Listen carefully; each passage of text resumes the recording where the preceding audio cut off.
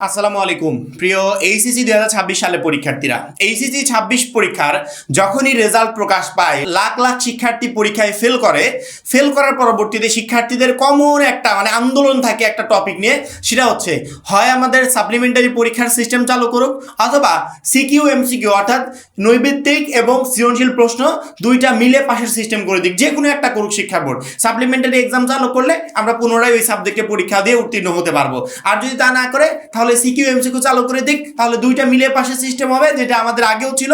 Huge পরিমাণ শিক্ষার্থী পরীক্ষায় পাস করতে পারবে মাত্র 310 টাকায়। যারা এখনো আমাদের এইচএসসি 26 টার্গেট প্লাস কোর্সে যুক্ত হন, খুবই দ্রুত করো, কারণ কি একটা মাত্র কোর্সে তুমি শেষ মুহূর্তের একদম শর্টকাট সাজেশন পাবে, সকল গ্রুপের পিডিএফ আকারে, বিগত কয়েক বছরের বোর্ড এমসিকিউ পাবে উত্তর সহ পিডিএফ আকারে, প্রত্যেকটা সাবজেক্টের প্রত্যেকটা চ্যাপ্টার অ্যানালাইসিস করা জ্ঞানমূলক নতুনমূলক প্রশ্ন উত্তর পাবে পিডিএফ আকারে, লিখিত অংশে শর্টকাট টেকনিক, গ্রামার অংশে শর্টকাট টেকনিক, পড়াশোনার রুটিন, এ প্লাস গাইডলাইন, এভরিথিং পাবে এই একটা মাত্র কোর্সে। সামনে সময় খুবই অল্প, এই জন্য যারা এখনো কোর্সে যুক্ত হন, এই স্ক্রিনে দেওয়া নাম্বারে 310 টাকা কোর্স ফি পাঠিয়ে এই নাম্বারে হোয়াটসঅ্যাপে আমাকে জানাবে ভাই কোর্স ফি পাঠিয়েছি, সাথে সাথে তোমাকে গ্রুপে যুক্ত করে নিব, তখন থেকে তোমার প্লাস প্রস্তুতি শুরু হয়ে যাবে। সাপ্লিমেন্টারির কথা আমি বলতে পারবো না, কারণ কি সাপ্লিমেন্টারি বাংলাদেশের ইতিহাসে বাংলাদেশের এডুকেশন সিস্টেমে কোনোদিন ছিল না আর কোনোদিন আসবেও না, কারণ কি ওইটা বাংলাদেশের পড়ালেখা ব্যবস্থার সাথে অ্যাডজাস্টফুল না, সেজন্য সাপ্লিমেন্টারি নিয়ে আমি কথা বলবো না। আগেও কোনোদিন বলিনি, আমি বলেছি সাপ্লিমেন্টারি নিয়ে আমি আপাতত কথা বলবো না।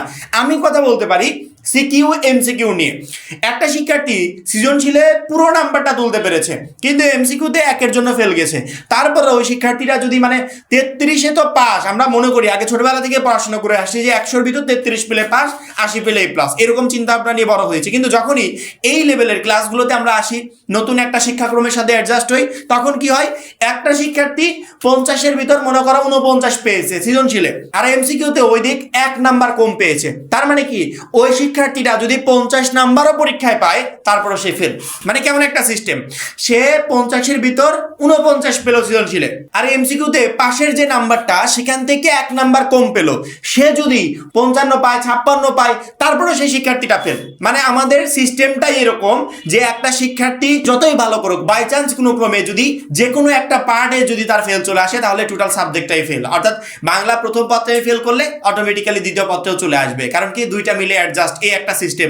দ্বিতীয় সিস্টেম হচ্ছে এমসিকিউ, সিকিউ, প্র্যাকটিক্যাল, তিনটাতে আলাদা আলাদা পাস। কোনো শিক্ষার্থী যদি এমসিকিউতে ফেল করে সে এমনিতেই ফেল, কোনো শিক্ষার্থী সিকিউতে ফেল করলে সে এমনিতে ফেল, কোনো শিক্ষার্থী যদি প্র্যাকটিক্যালে ফেল যায় সে এমনিতেই ফেল। এই সিস্টেমের পরিবর্তে আমাদের বাংলাদেশের ইতিহাসে আগে ছিল এমন সিস্টেমটাকে যদি পুনরায় নতুন শিক্ষামন্ত্রী আবারও এইচএসসির সাথে রান করে, সেক্ষেত্রে কিন্তু এটা প্রচন্ড পরিমাণে ভালো হবে। তোমরা দাবি তুলছো, প্রত্যেকে এই বিষয়গুলো নিয়ে কথা বলছে। আজকের ভিডিওটা দেখা প্রত্যেকটা শিক্ষার্থী এই ভিডিওটাকে একটা শেয়ার মাস্ট বি করবে। একটার পরবর্তীতে 5টা 10টা 15টা 20টা যেই কটা মন চাই করো। আমি তোমাদের দাবিগুলো নিয়ে কথা বলছি। আমাদের এতগুলো পত্র, 2টা করে পার্ট, এই 2টা পার্টে আবার কয়েক লক্ষ শিক্ষার্থী, 4 লক্ষ 5 লক্ষ কমন, যেন বোর্ড পরীক্ষা হলে এই পরিমাণ ফেল যায়। এখন বোর্ড পরীক্ষা হলে কে ফেল করবে কে পাস করবে এটা তো জানি না, এমন অনেক শিক্ষার্থী আছে এসএসসি পর্যায়ে এ প্লাস পেয়েছে, এইচএসসিতে গিয়ে ফেল।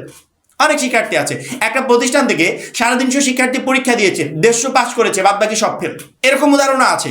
সেক্ষেত্রে যদি পাশের সিস্টেমটা সিকিউ এমসিকিউ মিলে, 2টা মিলে যদি করা হয়, আর এমন সিস্টেম যদি করা হয় যে 100-র ভিতর 33 পেলে পাস, 33-এর কম যদি কেউ 32ও পায় তারপর সে কোনোভাবে পাস করবে না, ওইদিকে করা নিয়ম করুক, আমাদের কোনো প্রবলেম নেই। কিন্তু সিকিউ এমসিকিউ মিলে পাশের সিস্টেমটা বাংলাদেশের ইতিহাসে আগেও ছিল, সেটা ফেরত আসতে পারে যদি মন্ত্রণালয় চায়। এখন আমরা আমাদের দাবিগুলো তুলে ধরলাম মন্ত্রণালয়ের কাছে। প্রতি বছর এই বিষয়গুলো নিয়ে আন্দোলন হয়, এই বছর এই বিষয়গুলো নিয়ে আন্দোলন হওয়ার আগে, পরীক্ষা হওয়ার আগেই আমরা দাবি জানাচ্ছি। শিক্ষার্থীদের দাবি এটা, বাংলাদেশের টোটাল শিক্ষার্থীদের দাবি যে এই সিস্টেমটা যদি করা হয় এটা আমাদের জন্য ভালো হবে। একটা শিক্ষার্থী তো নিজের যোগ্যতায় পাস করবে, কিন্তু ওই যে সিকিউতে টোটাল নাম্বার পাওয়ার পরও এমসিকিউতে 1 নাম্বারের জন্য ফেল, ওই সাবজেক্টটি টোটালি ফেল।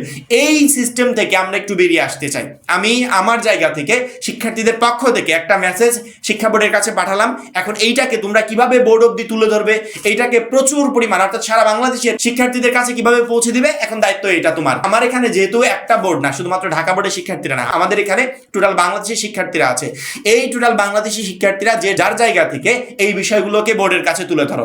বোর্ড যদি এই সিস্টেমটা চালু করে, আমার মনে হয় শুধুমাত্র তোমরা না, তোমাদের পরবর্তী সকল ব্যাচের জন্য এটা ভালো হবে, এবং প্রতি বছর শিক্ষার্থীদেরকে লাস্ট মোমেন্টে রেজাল্টের পর বা রেজাল্ট প্রকাশের আগে কোনো ধরনের কোনো আন্দোলনেও নামতে হবে না। আরেকটা গুরুত্বপূর্ণ কথা, যে যাই করো না কেন মাথায় রাখবে, 3 মাস পর 4 মাস পর আমাদের এইচএসসি 26 বোর্ড পরীক্ষা। 4 মাস সময়কে আমি ধরছি, কিন্তু মাঝখানে সময় আছে মাত্র 3 মাস প্রিপারেশন নেওয়ার জন্য।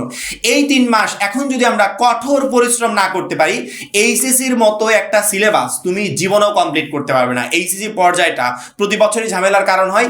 এই এইচএসসি পর্যায়ে ভালো করতে হলে অবশ্যই আমাকে এখন কঠোর পরিশ্রম করতে হবে, মানে একটা সেকেন্ডও টাইম নাই তোমার হাতে নষ্ট করার মতো। তুমি অন্যান্য সকল কাজ করো, কিন্তু প্রিপারেশনটা ঠিক রেখো। এখন যদি প্রিপারেশন ঠিক রাখতে না পারো, সেক্ষেত্রে বোর্ড পরীক্ষায় গিয়ে কখনো ভালো রেজাল্ট করতে পারবে না। এবং প্রিপারেশনটা কিভাবে ঠিক রাখবে, কিভাবে বেস্ট রেজাল্ট করবে, ইতিমধ্যে আমি মনে হয় অলরেডি এই বিষয়ে আলোচনা করেছি। আমাদের মাত্র 310 টাকার কোর্সে যে সমস্ত শিক্ষার্থীরা যুক্ত হয়েছে, ওইখানে আমরা এভরিথিং দিয়েছি। তারা সেই অনুযায়ী প্রিপারেশন শুরু করে দিয়েছে। ইনশাল্লাহ ওইখান থেকেই তুমি বোর্ড পরীক্ষা একটা বেস্ট প্রিপারেশন নিয়ে যেতে পারবে, ভালো একটা রেজাল্ট করতে পারবে। আর যারা এখনো যুক্ত হয়, আমার মনে হয় খুবই দ্রুত যুক্ত হওয়া প্রয়োজন। কারণ কি, আমাদের এই একটা কোর্সই তোমাকে প্রত্যেকটা সাবজেক্টে A+ পেতে প্রচন্ড পরিমাণে হেল্প করবে। সবাই ভালো থাকবে, সুস্থ থাকবে। আল্লাহ হাফেজ।